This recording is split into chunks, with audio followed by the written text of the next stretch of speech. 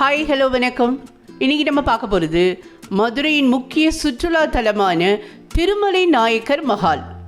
மதுரையை ஆண்ட நாயக்கர்களில் புகழ்பெற்று விளங்கிய திருமலை நாயக்க மன்னரால் கட்டப்பெற்ற மாபெரும் அரண்மனை நாயக்கர் மஹால்.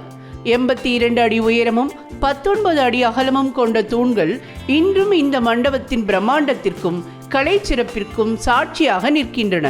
கிபி 1636ஆம் ஆண்டு இம்மஹால் கட்டப்பட்டது. சொர்க்க விலாசம் மற்றும் ரங்க விலாசம் என 2 பகுதிகளாக இன்றைய பரப்பை காட்டிலும் 4 மடங்கு பெரிய பரப்புடன் குடியிருப்புகள், தோட்டம், குளம், மண்டபங்கள் என விரிந்து இருந்திருக்கிறது. ஆங்கிலேயர் ஆட்சி காலத்தில் சென்னை கவர்னராக பொறுப்பு வகித்த நேப்பியர் என்பவர் இந்த மஹாலின் சிதிலடைந்த பகுதியை சீர்படுத்தினார். தற்போது காணப்படுகின்ற நுழைவாயில், பிரதான மையப்பகுதி, நடன அரங்கத்தையும் அவர் உருவாக்கினார். இந்த மஹாலின் வரலாற்றை விளக்கும் ஒளி காட்சி மாலை 6:45 மணிக்கு ஆங்கிலத்திலும் 8:15 மணிக்கு தமிழிலும் நடைபெறுகிறது. நன்றி, வணக்கம்.